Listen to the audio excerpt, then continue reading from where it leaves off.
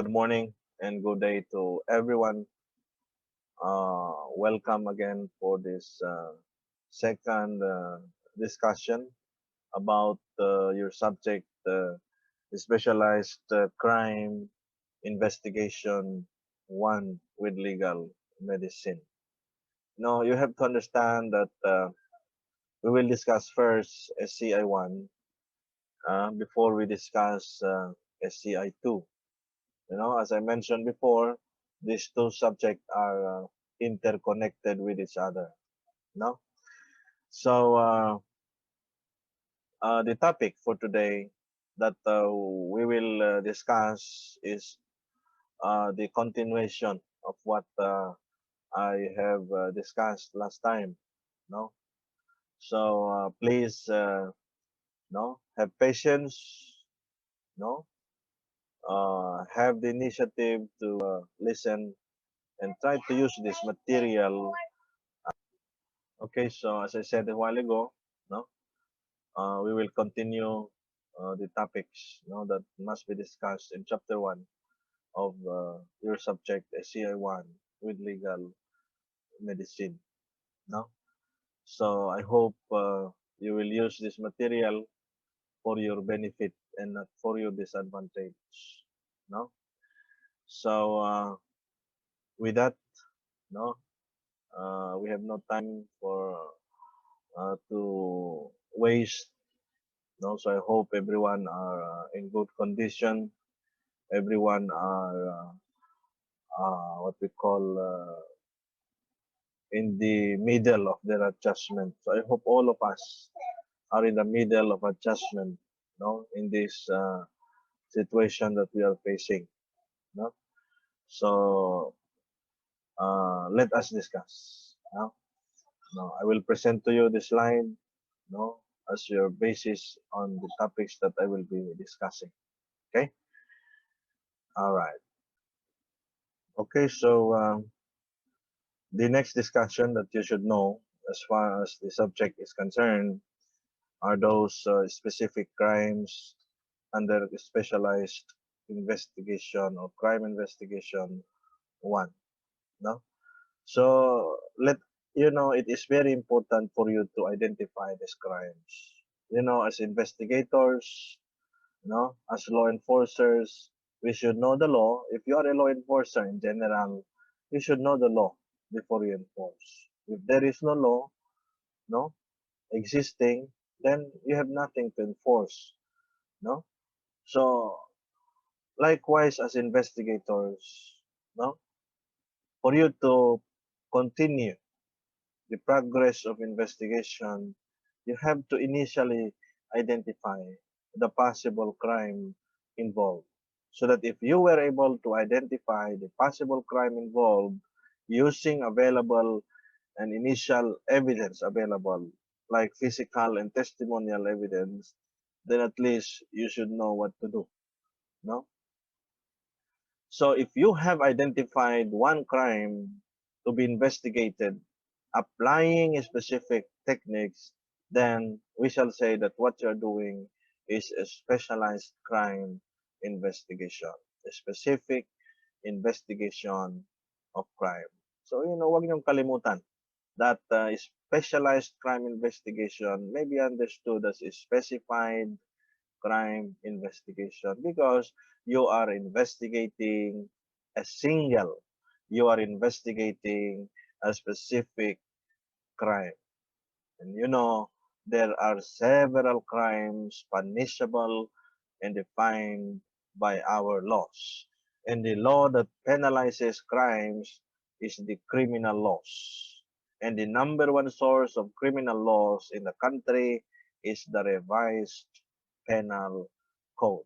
Other sources of criminal laws is special penal laws. Yung special penal laws, yan yung pinapasa ng Congress natin, yung mga Republic Acts, yung Republic Acts, so it is number one, no?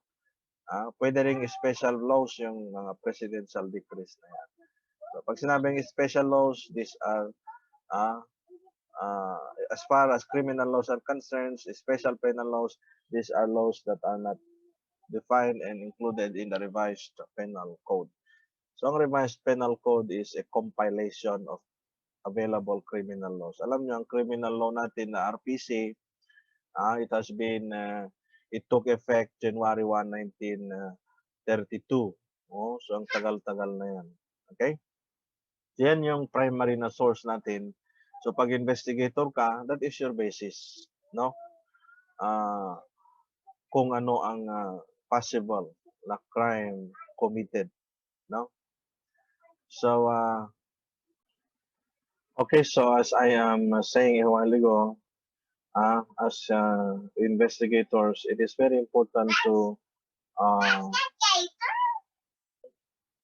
as I said a while ago, it is important for investigators to identify the specific crime that you have to investigate, no? So therefore, no, our very basis, no, in order for us to establish the specific crime involved is the revised penal code. Now it is a criminal law and other special laws.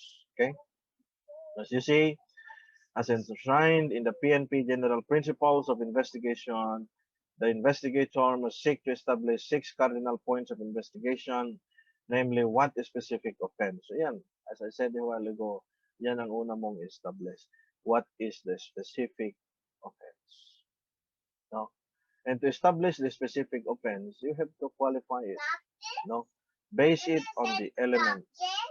Kasi, you know, okay, so as you can see here, on the first issue, no, that an investigator must establish is what specific offense has been committed. What specific offense has been committed. So, yan ang una-una nating establish if you are an investigator. Because that is your basis, no, to go forward in your investigation, no? And to establish the specific offense, you have to base it on the letters of the law, no? And what is the law that I am purporting to? It is the revised penal code. That is the number one source of criminal laws in the Philippines. Okay. So therefore, as I mentioned last time, no, as far as the subject is concerned, we will select, no, the specific crimes that no, we will look into and subject for a specialized crime investigation, no. So we will select. So commonly, the crimes that we will subject for a specialized crime investigation, one are those crimes against persons, no. Kung meron mang crimes against property, we will still select them, no. Examples of crimes against property: robbery, theft, yeah, common yan, no. Yeah. You know, in cases of robbery, no, what is the number one evidence to establish, no, the threefold aims of investigation? No, it is physical evidence, or real or object evidence, no. And likewise, in robbery, mostly in some cases, no, you know, in our law, we have what we call complex crime. We have a special complex crime. Ang complex crime, it is a combination of two different crimes, no? Kaya nga complex, no? Yeah, naging komplikado. So, anong example nito? Example, you committed robbery, no? But because the owner or the occupant of the house resisted your entry, you were able to accidentally shot him dead, no? Oh, you shot him dead, no? So in effect, your case will become robbery with homicide. So you see, there is the combination of robbery, a crime against property, and homicide, a crime against person. So basically, on that point of argument, no? Pasok yan sa specialized crime investigation 1. But commonly, no, the crimes that we will specify are those crimes against person, no? Okay? So as I said a while ago, establish first what a specific offense has been committed. That is what we are doing. Okay? How many offense was committed? Who committed it? Where the offense was committed, and when it was committed, and why it was committed. Those are the cardinal points of investigation. So the first crime that is involved, no, that we will identify, kailan mo pwedeng sabihin that there is homicide? Kailan mo pwedeng sabihin that there is murder? Kailan mo pwedeng sabihin that there is infanticide? Kailan mo pwedeng sabihin that the crime is homicide? No? And to answer that, you base it on the elements of the crime. No? If sinabing elements is like if they will say you, what are the elements of fire? There are commonly three. No? The heat, the fuel, and oxygen. Pag nag-combine yung tatlong yan, then you will produce a fire. Ganon din yung crime, the elements of crime that we have discussed in our intro to criminology. No? And in the theories of crime, there are three elements of crime in the criminological aspect. We have the motive, instrument, and the opportunity. So if these three are present, then basically crime will be committed. Okay? So ganon din dito. No? As far as the laws are concerned, there are elements that we have to establish para pwede mong sabihin that based from evidence, no, based from initial findings, then you could establish the possible crime that is involved and subject for a specialized crime investigation. Okay? So the first crime that you have to understand that may be subject for this investigation is parasite. This is a crime. No?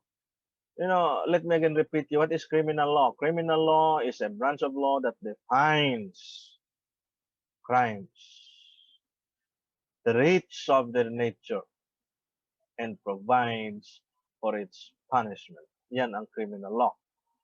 So, define how the criminal law defines it through its element. That's why there is what we call traits of their nature. Okay? So, let us proceed. What is the law that punishes crime of parricide?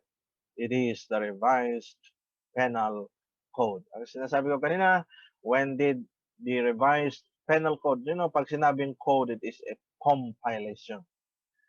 No? So, noong unang panahon, Congress were able to compile all criminal laws and compile it in one book.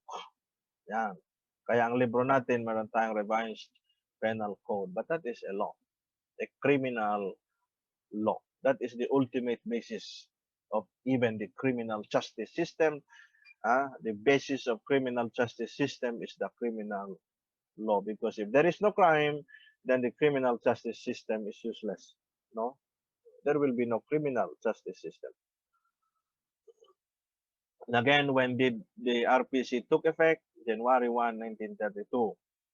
What is the law that has been passed, that made or that have created the revised penal code?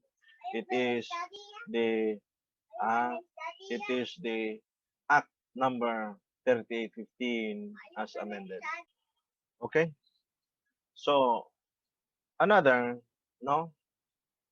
Lahat ng crimes na wala doon sa revised penal code, yan na ay punishable, defined by special penal laws. So, an example of a special law is Republic Acts. For example, sa rape, no? Or sa terrorism, or sa cybercrime, no?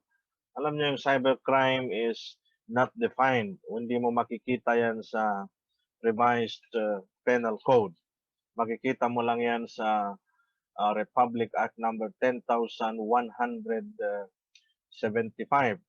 That is the anti-cybercrime law of the Philippines. No, try to check that if that is correct. No? So with that, going back to parricide as a crime against person, this is an act of killing. No? What are the elements? Ito yung sinasabi ko. The elements of parricide. Kailan mo pwedeng sabihin that there is parricide? The offender killed his father, mother, child, legitimate or illegitimate. Legitimate, other ascendants. Katulad ng lolo, lola, or descendants. Yan. And legitimate spouses. Yan. Legitimate. Pag hindi kayo kasal ng asawa mo or kinakasama mo at napatay mo, that is not parricide. It may either be murder or homicide. It should be legitimate spouse. The spouse, pag pinatay ng babaeng asawa yung lalaki, vice versa, that is still parricide. Okay? Second element. So, kailangan ito, all these elements should be present before you say that it is parricide. The parent or child killed not be legitimate. Ang legitimate lang is spouse. No? So, kahit ikaw ay anak sa labas, but wala nang anak sa labas ngayon. O, lahat naman ay anak sa labas. Wala namang anak sa loob. So, but of course, there is still some, or considering some children as illegitimate. But there is no illegitimate, no? Lahat naman tayo ay naturally born, no? But of course, in that particular instance, legitimate, illegitimate, so long as that is your child, biological, then still that is still parricide. Yeah, just read that. Then the killing is intentional. Yeah, intentional. Talagang, no, you have the motive, no, to kill a person. Motive and intention, they are different. But in all crimes as investigators, intention is always presumed. No? Trabaho mo na yon as investigator to establish if there is really an intention. And for you to establish the intention, you have to establish the motive. No? So, ang motive at intention, if you distinguish it, yeah. I will just make an example for you to distinguish intention and motive. Ang motive is a driving force.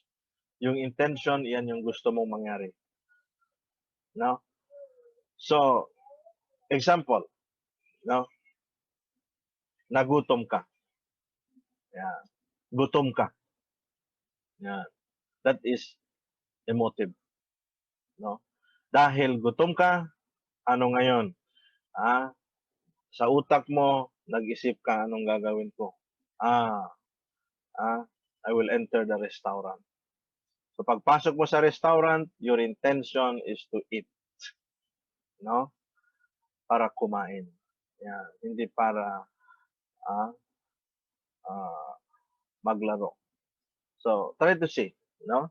So, anong nagtulak sa'yo para pumasok sa restaurant? It is dahil nagutom ka. That is the motive. Then, pag andun ka na, yung gusto mong kumain is your intention. So, that's like in a crime because of jealousy.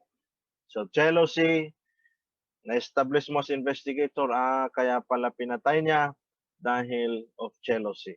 So, yung jealousy is the motive. So, bakit ginawa yung crime. So, if there is a motive, no, at pinatay mo yung magulang mo, then basically, that is parricide. No? Anyway, no, a disclaimer,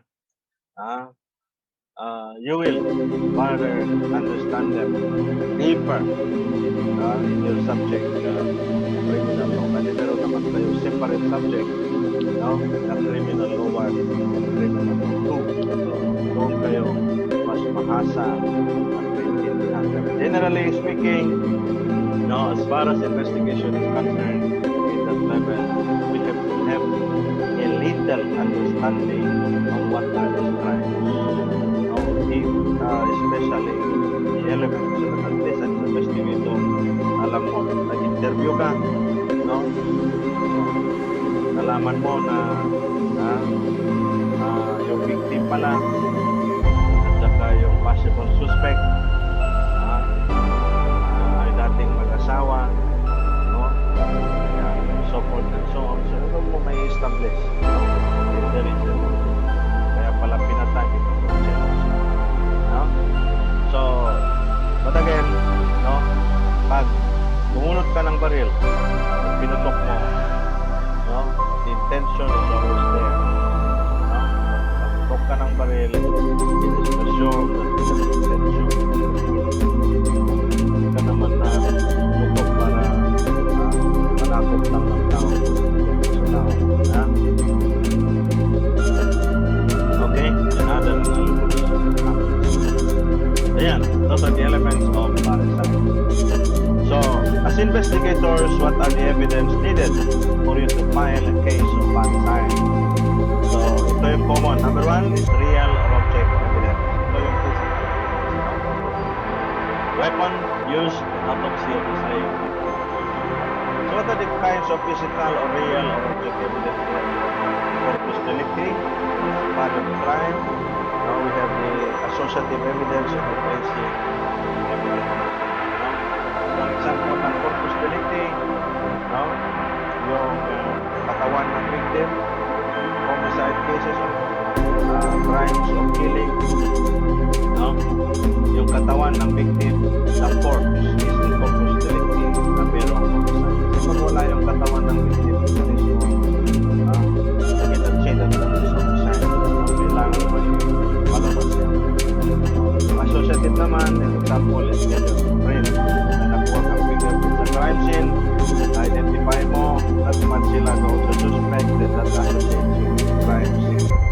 And tracing, no, an evidence na pwedeng matrack yung suspect. Example, yung ID mo nakita sa crime scene, that may be considered a tracing evidence.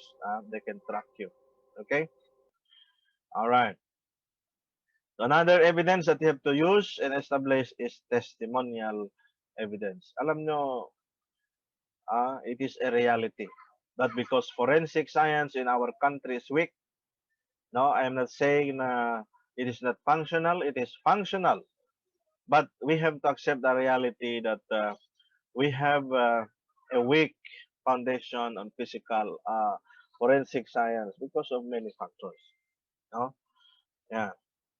Kulang tayo sa gamit. Yeah. Kulang tayo ng experts. Kulang tayo ng mga experience. So commonly, mostly ang investigators, they rely to testimonial evidence. But basically, testimonial evidence alone is insufficient. No?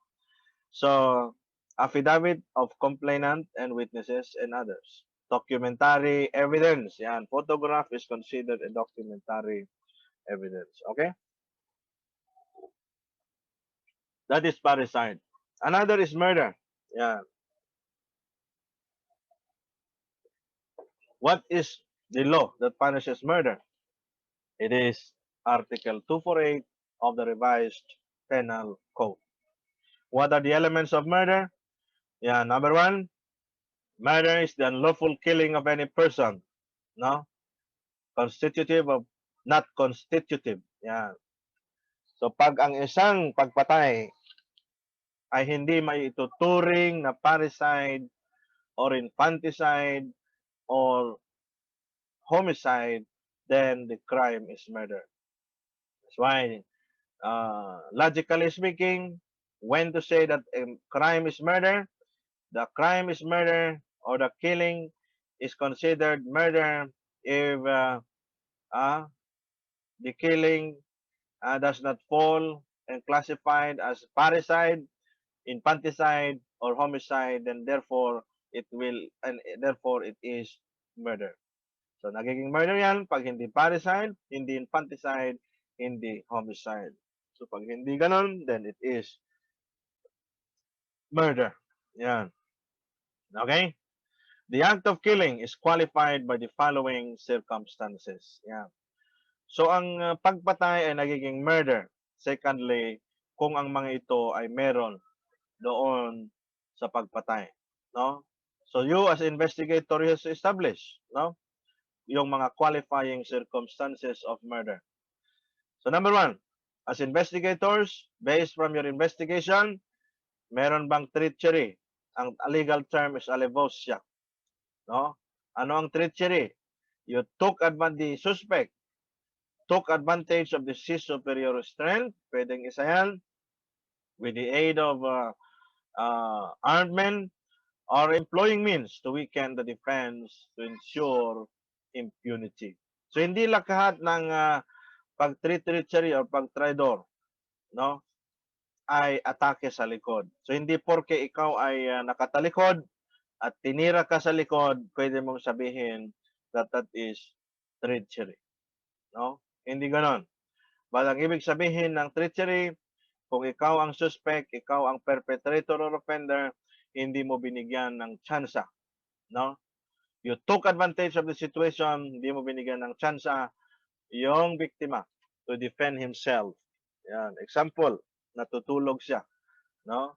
Pumunta ka, pinugutan mo ng ulo. Naliligo siya. Pumunta ka, binaril mo. Yan. So there is treachery. Hindi porke na-atake ka sa likod, sabihin mong there is alevosía. Okay? Alevosía. So, yan ang ibig sabihin ng treachery. Taking advantage. Okay? So, lahat ng taking advantage, that is treachery. No? As far as murder is concerned.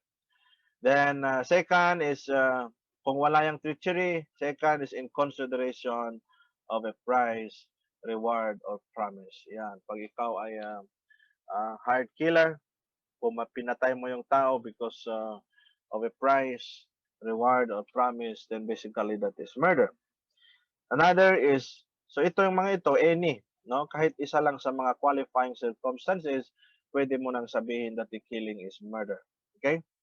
By means of inundation, yan, fire, yan, poison, explosion, shipwreck, standing of a vessel, derailment or assault upon a railroad, fall of an airship, by means of vehicles, or with the use of any other means involving great waste or ruin. Yan, magiging murder yan, no? Sinunog mo pa. Yan. Okay? On the occasion of any of the calamities enumerated in the preceding paragraph, or an earthquake, eruption, or volcano of any other public calamity. Yan, isang-isa rin yung pwedeng nagiging murder yung isang kaso if there is evident premeditation. Ang evident premeditation, nakita mo as investigator na talagang planado. Plinano, there is a plan to kill. Yan. So, talagang plinano ang pagpatay. Nakita mo sa CCTV, talagang sinusundan yung mabuti nga, there is CCTV today. No, para nakikita natin na talagang planado. So nakita mo sinusundan ng suspect yung victim hanggang sa mata, ma-corner, then doon binaril. So that is one example of evident premeditation. Pwede din sa text, pag-examine yung mga cellphones and other gadgets, pwedeng ma-establish. No? Then second is with cruelty, by deliberately and humanly augmenting the suffering of the victim, or outraging or scoffing at his person or corpse. Yan. Pinaghiwalay mo ang ulo niya, tinatad mo, sinapchap mo. Yan, isang sign yan na talagang murder yan. Okay? Kasi kung hindi mo sinasadya na patay ng isang tao, hindi mo naman yan tatadin ng 1,000 gunshot wounds. Yan. No? Kung sabihin mong wala kang intention to kill, na it is accidental, kaya pag accidental, nangyayari yan mostly is homicide. Pero pag nakita, pugot ang ulo, nahiwalay lahat ng parts of the body, then basically, you will not say that that is a simple killing. No, that is murder. Okay? Alright. So, number 3 elements is this qualifying must be alleged in the information. Yan, sa pag mag-file ka ng complaint, yung mga qualifying circumstances, kung murder ang gusto mong i-file, then you have to include it in the complaint, no? In the complaint. All right? Mm. Then, what are the evidence of murder? Of course, number one is object or real evidence. Yan, autopsy. Tingnan nyo dyan, papasok ang legal medicine. Okay? Yan. Anong forensic science ang gagawa ng autopsy? It is legal medicine through a medical legal officer. Okay? Ang medical legal officer is a licensed physician, a pathologist, yan, a medical doctor. That is the best term, medical doctor. Okay? Then testimonial evidence, yan ang affidavit. Okay? Documentary evidence. Then another crime that is defined by the revised penal code is the homicide. So ang homicide, sometimes they're saying it is a simple killing. No? Mostly accidental. No? Hindi sinasadya. No? But still, it is punishable. No? So what law punishes homicide? It is Article 249. And what are the elements of homicide? Number one, the killing of any person who does not constitute parasite. So ganun din. Pag hindi parasite, hindi infanticide, hindi murder, then it is homicide. Okay? At wala yung mga qualifying circumstances na yan. No? And likewise, it is not attended by justifying circumstances. No? Ang mga justifying circumstances, makikita nyo sa GMAA, sa book 1 ng criminal law or RPC. No? GMAA stands for, it is an acronym. Justifying circumstances, exempting, mitigating, aggravating, and alternative circumstances. Ang justifying, ang isang example is self-defense. Yan.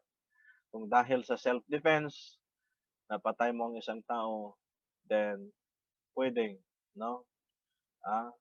There is a criminal but there is no crime. In other words, you will not be liable. Okay? Yeah. So homicide is generic term and it can be committed by culpa or dolo. Yan. So pag culpa, it is negligence. Yan. Yan sinasabi ko, ah, accidentally nahulog mo yung baril mo, may na baril, namatay, that is negligence. But still, it is punishable. Pag dolo naman, there is intent. So, dolo, culpa and dolo, these are legal terms. What are the evidence needed to file a crime of homicide? We have the object evidence, yan, autopsy, yan, pasok din yan ang legal medicine. Testimonial evidence, documentary.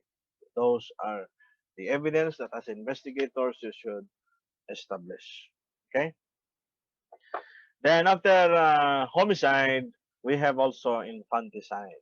You know, from the term infant. So pag sinabi mong infant, we are referring to a newborn, no, person.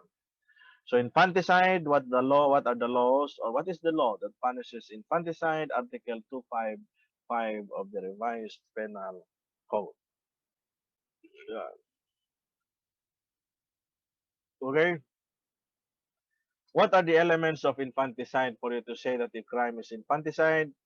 The offense contemplates the killing of any child less than 3 days old or less than 3 days old. In other words, less than 72 hours. Yeah. So, less than 3 days old. So, magre-range yan ng 2. Kaya dito, pag investigator ka, no? Pag nakita mo, based on your initial findings, nakita mo that the victim is a child, no? Or bagong silang. Yeah. You have to establish time is very important in this particular investigation. No? So dito sa infanticide, oras. Time is very important to establish. No? Time. Kailangan i-establish mo yung exact time of death. Yeah. Anong oras siya namatay so that may establish mo. Pag nag-fall ito na yung taong yan ay napatay nung siya ay less than 3 days old, then wala nang sali-salita. The crime will become infanticide. Okay? Infanticide. Alright? The victim may not necessarily be a child of the offender. Yan. So itong pagkakaiba. So kahit anak mo yan or hindi, no? Kahit anak mo yan o hindi, pag less than 3 days old yung tao at pinatay mo, then that is infanticide. Okay? So what are the elements of, or what are the evidence that you need to file the case of infanticide? Object, the autopsy report, the testimonial evidence. Kaya itong autopsy, no? Sinasabi ko sa inyo, legal medicine is the medical application of I should say the application of medical knowledge in investigation. Yeah. No? Kasi pag alam niyo naman ang ah, autopsy is conducted by a medical doctor. All right? Then testimonial evidence is also needed, affidavit of complaint and statement of witnesses. Okay? So we are just done with 4 specific crimes. No? Parasite, ano ba? Uh, Murder, yan, homicide, and infanticide. Do not forget them, and I hope you have a little knowledge about them and how to say and when to say that such crime exists. No? So the next topic is a death or physical injuries under exceptional circumstances. Though, ang crime nito, hindi naman siya uh, uh, really, or actually punishable, no? No, but still it is defined under Article 25, no? Kaya nga sinabi niya doon, under exceptional circumstance. Ito yung pag pinatay mo yung asawa mo dahil nahuli mo in flagrante having sex with a man or a woman, not his or her spouse, pwede mo silang patayin because yan ay nakakahiya, and the law understands, no, your agony, kaya mo nagawa yon, no? Kung nagalit ka at nagawa mo yon, maintindihan ka ng batas as far as Article 245 is concerned. Yan. Ang isa rin is pag nahuli mo yung less than 18, no? Yan. Under 18 years of age, living with you, na anak mo, na babae, having sexual intercourse with another person, then you can kill, no? Or injure, or physical injury. No? Exempted yan. No? Ang hindi naman really punishment pag na-prove na ganyan, no? Ang ipapataw sa'yo ng korte is what we call anong tawag doon, hiwalay ka sa lugar na yon, ilayo ka, no? Merong term dyan, but my memory is lost. Yan. Okay, so let us go back.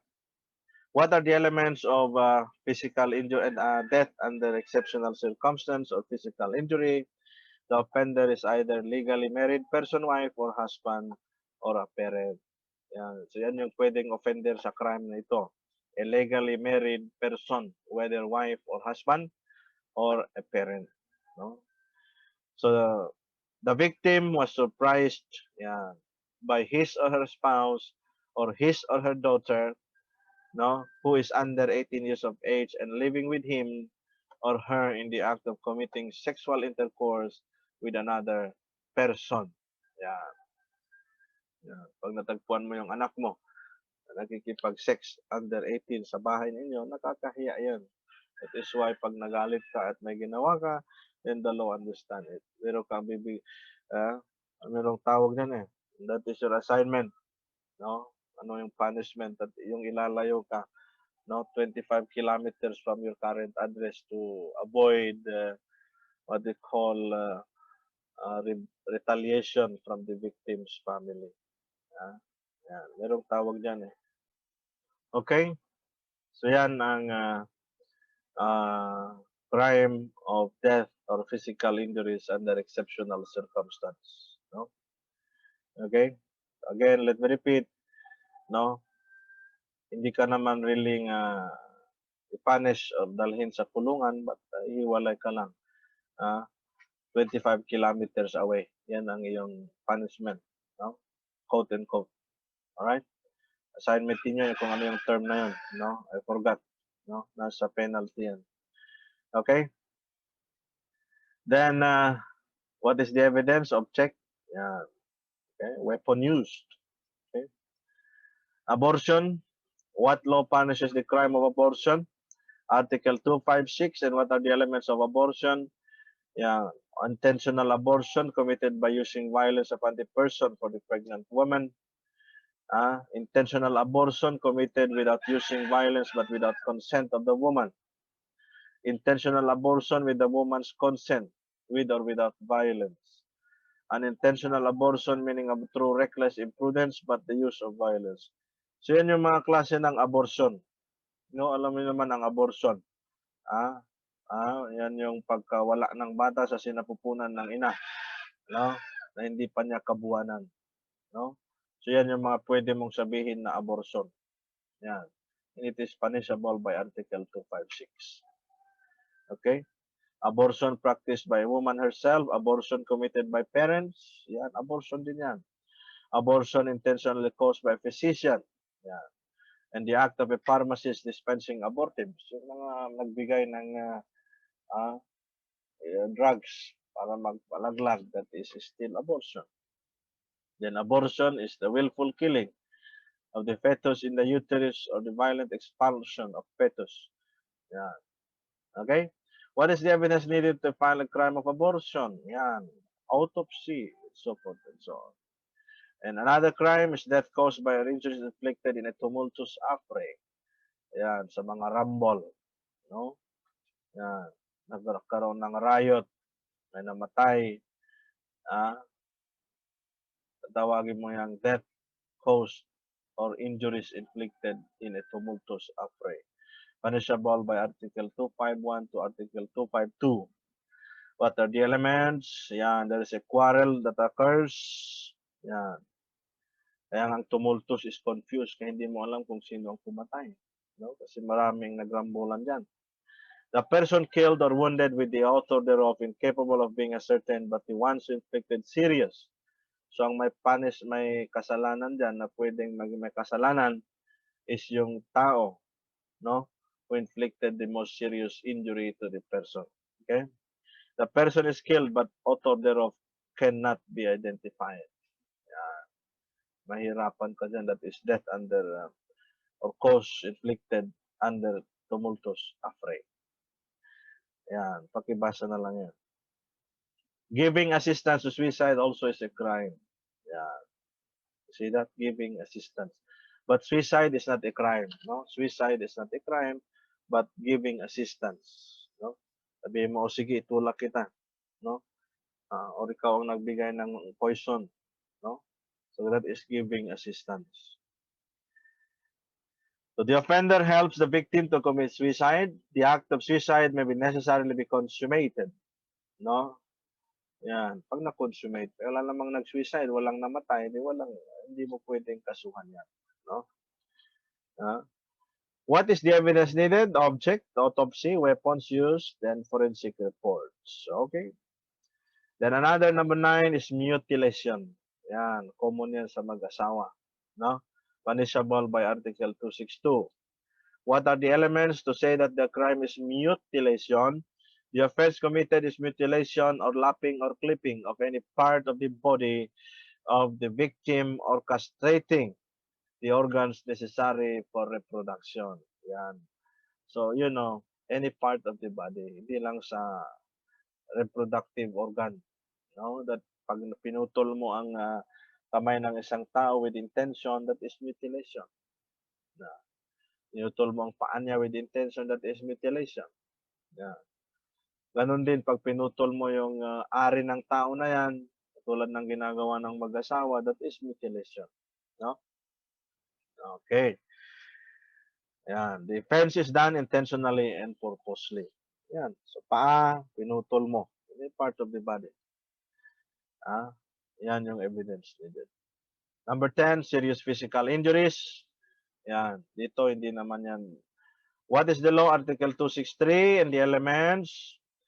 The injured person becomes insane, imbecile, impotent, or blind. That is serious physical injury.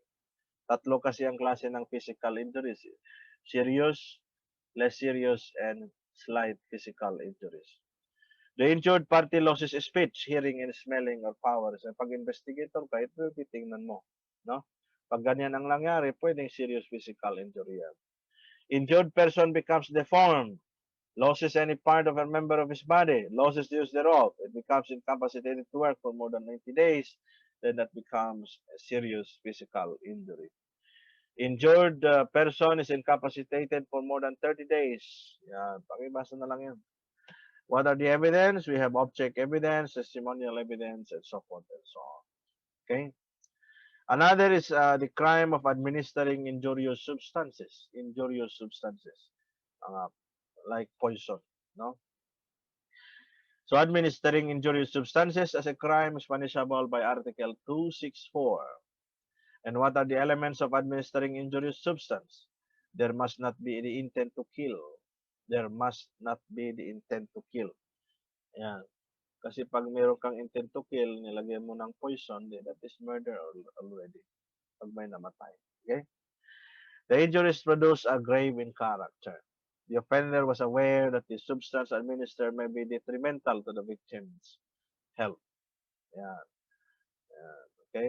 Pag ikaw sinobrahan mo, yung nilagay mo, pag ikaw ay medical, ikaw ay health worker, no? Sinobrahan mo yung nilagay mo, ah,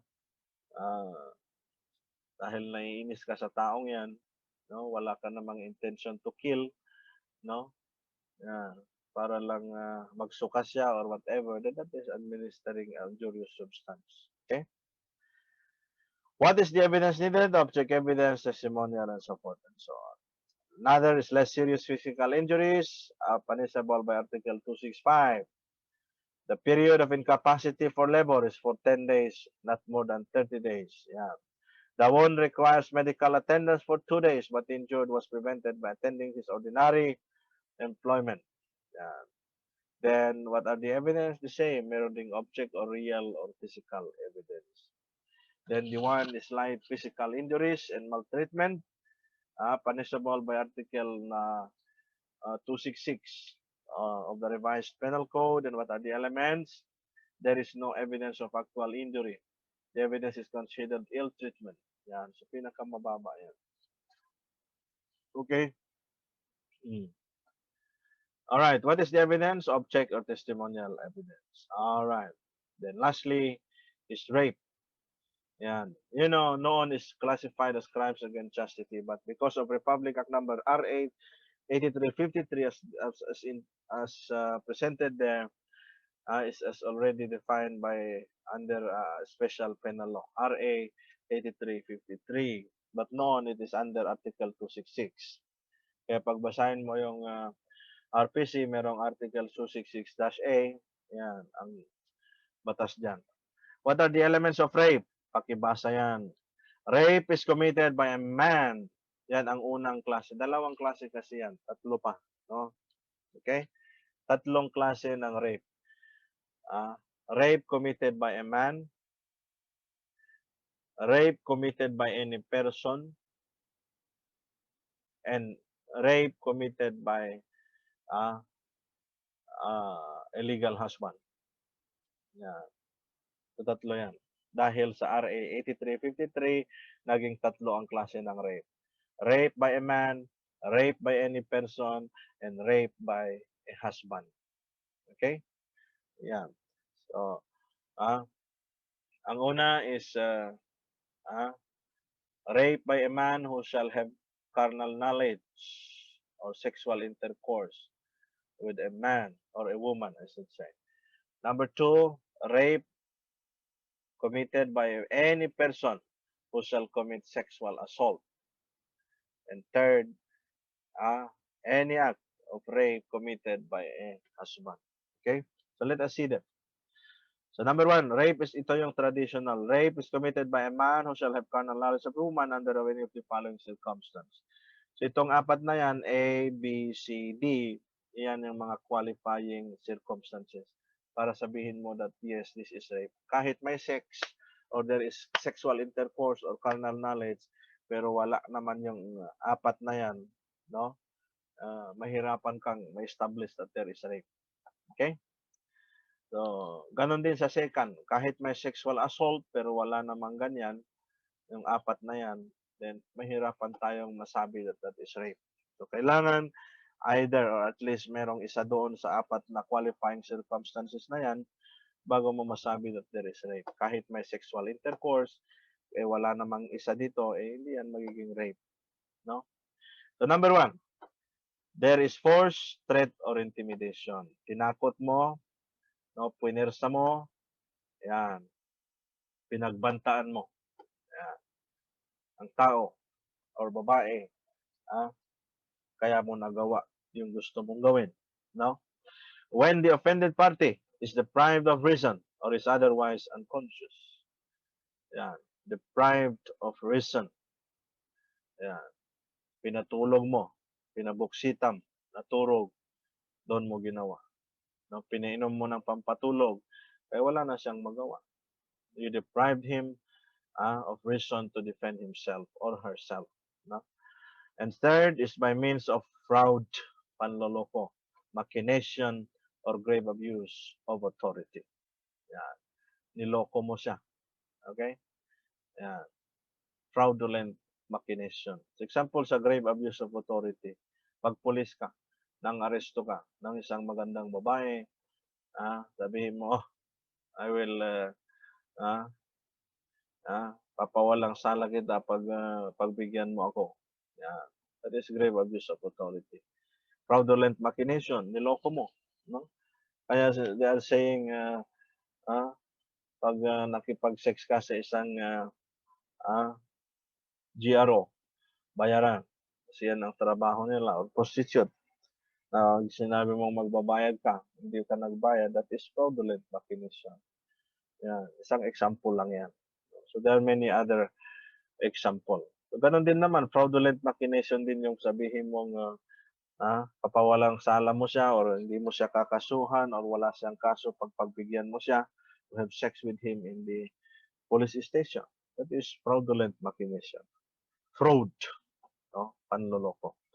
Itong last na ito is a special one. No?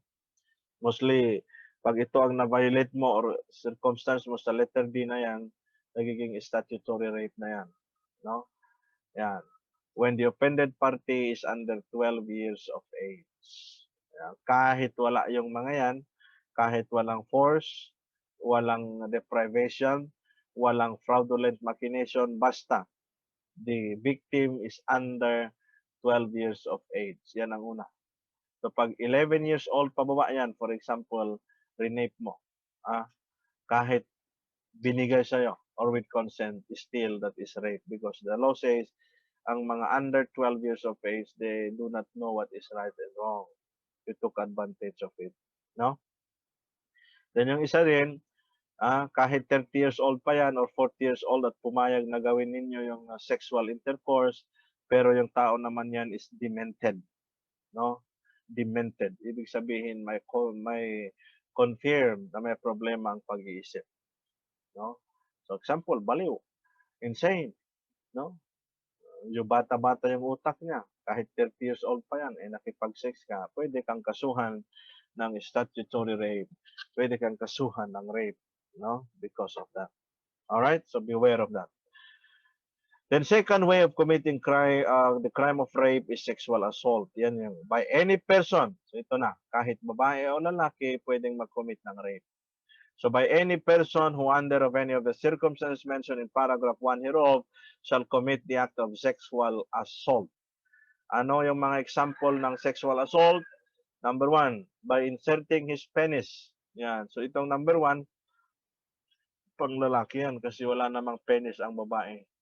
So by inserting his penis into another person's mouth. Yan. So saan ni-insert ang penis?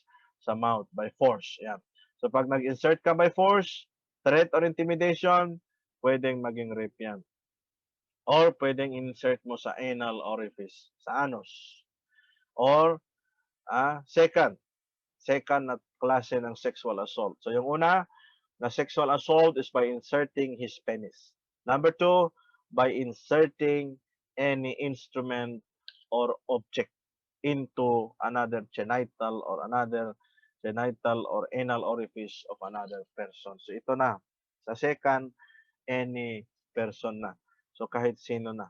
No? So example, itong baso, by force, with intimidation, pinasok mo sa anal orifice, or genital ng isang tao, that is considered rape. Pero pag ito, pinasok mo by force sa bunganga ng tao, that is not rape. It depends. That may become a serious or less serious physical injury. Okay? Hindi na yan rape. Kasi ang pinapasok sa bunganga, sabi ng batas, it should be his penis. Alright? And third is rape committed by a husband or lawful husband. Andito yan. Wala. Pero ang pag-rape ng husband, mas hindi yan masyadong seryoso. No? Kasi pag pinatawad yan ng asawang babae, kahit nasa trial pa yan, no? Mapapalang sala yan. No? Hindi katulad ng rape na regular, yung statutory rape and sexual intercourse and sexual assault, pag andun na yung kaso, hindi ka na pwedeng kahit patawarin ka pa, hindi na mababawi ang kaso. Okay? So, there are qualifying circumstances of rape, no? That may aggravate the penalty or aggravate the crime or the penalty. When the victim is under 18 years old and the offender is a parent, ascendant is the parent, yan. Kaya, doon merong death penalty, pag ganito, pwedeng death penalty ang ipapataw sa'yo. Okay? When the victim is under the custody of the police or military, rinape mo, yan. Basta taas ang penalty mo dyan. When the rape is committed in full view of the spouse, yan. Rinirape mo sa harap ng asawa niya, anak niya, magulang niya, so forth and so on. Yan. When the victim is a religious engaged in legitimate religious vocation, rinape mo ang isang madre. Yan. Mas tataas ang penalty mo. Pag may mga death penalty, tapos ka na. When the victim is a child below 7 years old, yan. When the offender knows that he is afflicted, meron kang sakit na HIV, alam mo yan. Nang rape ka para ihawa mo sa kanya, that will aggravate your penalty. When the offender is a member of the armed forces or any paramilitary units thereof, like the PNP, yan, mas tataas yan. Pag ang pulis ng rape, mas tataas yan. When by reason or occasion of rape, the victim suffered permanent physical mutilation or disability. Dahil sa pangre-rape mo, hindi na siya makatayo or hindi na siya makabangon. Nakomatos. Yan, tignan mo yan. When the offender knew the pregnancy of the offended party, yan, alam mong buntis, ni-rape mo. When the offender knew the mental disability, emotional disorder, and physical handicap of the offended party, alam mo na nga may ano pa yan, rinate mo pa, no? So note that under Republic Act number 8353 as amended the RPC on October 22, 1997, a male or a female can now commit rape. Effect of pardon, the subsequent valid marriage between the offender, yan yung sinasabi ko. Kahit patawarin mo, hindi ka rin lang mapapawalang sala until asawahin mo at mag-agree yung both parties na mag-asawa kayo, then pwedeng mawala ang iyong criminal liability. Yan. In case of the legal husband who is the offender, the subsequent forgiveness by the wife shall extinguish the criminal action not be abated if the marriage is void ab initio. Yan. So pag existing pa rin ang marriage nyo, hindi kayo naanal, legal kayong mag-asawa at pinatawad ka kahit pa, alam nyo, ito ang pinaka-malumanan niya para sa mag-asawa. Pero pwede mo bang kasuhan ang asawa mo ng rape? Yes. No? But pwede mo bang patawarin at walang sala? Yes. At any stage of the case. What are the evidence or object evidence? Yan, testimonial evidence. Yan, medical records, DNA test, yan, weapon use. You know, these are the works of the forensic science. No? Yeah. So other crimes, as I said a while ago, yeah, we have robbery, no? Punishable by Article 298 and 293, 8. Yeah, okay. Yeah. Unlawful taking of property with intent to gain. Ang term ng with intent to gain is animus lucrandi. Yeah? Yan ang Latin term for that. Violence against or intimidation. You know, ang robbery at saka theft, ang robbery there is force upon things. Na? Hindi ka sa theft, walang force upon things. Yeah? Merong panloloko lang doon. Brigandage, yan.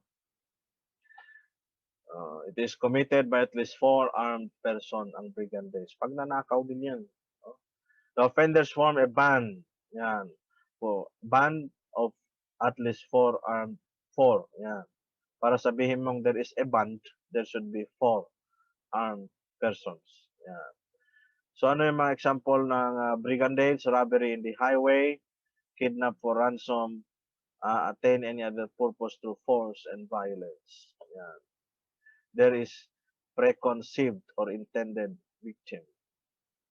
What are the evidence? Yan. And lastly, theft or hurto. Yan ang other term for that. Article 308, any personal taking is without the owner's consent, absence or without violence. So walang violence sa robbery, sa theft.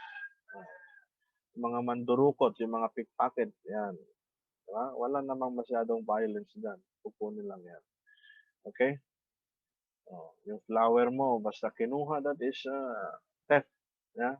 Wala namang force. Pag sinira yung pintuan mo, yung bintana mo, pinasok yung bahay mo, kinuha yung nasa loob, that is robbery. Okay? Alright. So those are the specific crimes that are subject for our investigation or specialized crime investigation 1, no? As far as the subject matter is concerned. Okay?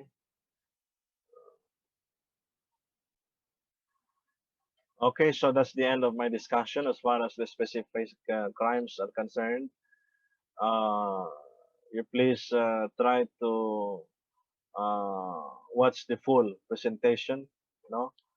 So that you will see the details, no? Kasi may mga iba dyan that I just summarized. So, I hope that this material will help you in any other way as far as the subject matter is concerned. Okay? Thank you and stand by for other discussions as far as the subject matter is concerned. All right. God bless.